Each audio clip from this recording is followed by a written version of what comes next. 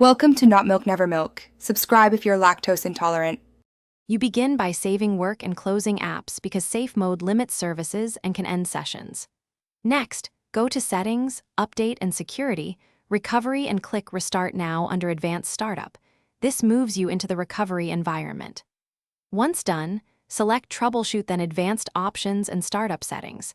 When it restarts, press 4 or 5 for Safe Mode or Safe Mode with Networking. This sequence ensures Windows boots with a minimal driver set so you can safely diagnose network problems. After choosing Safe Mode with Networking, Windows loads only essential drivers plus networking, so you retain internet access while minimizing attack surface.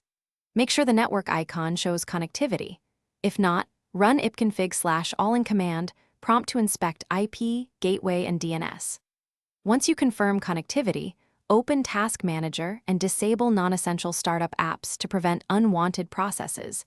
This reduces conflicts and frees resources. Also, make sure antivirus is updated if possible, since Safe Mode may limit scheduled updates and background checks. Now you'll perform your tasks. Use a lightweight browser and enable HTTPS only or trusted extensions sparingly because Safe Mode restricts many services. Download tools or updates you need and run full antivirus and malware scans. Once complete, save logs and reboot normally to restore full functionality. If the network fails in Safe Mode, make sure network drivers are present. Try Safe Mode with networking again. And if still broken, use System, Restore, or Boot normally to reinstall drivers.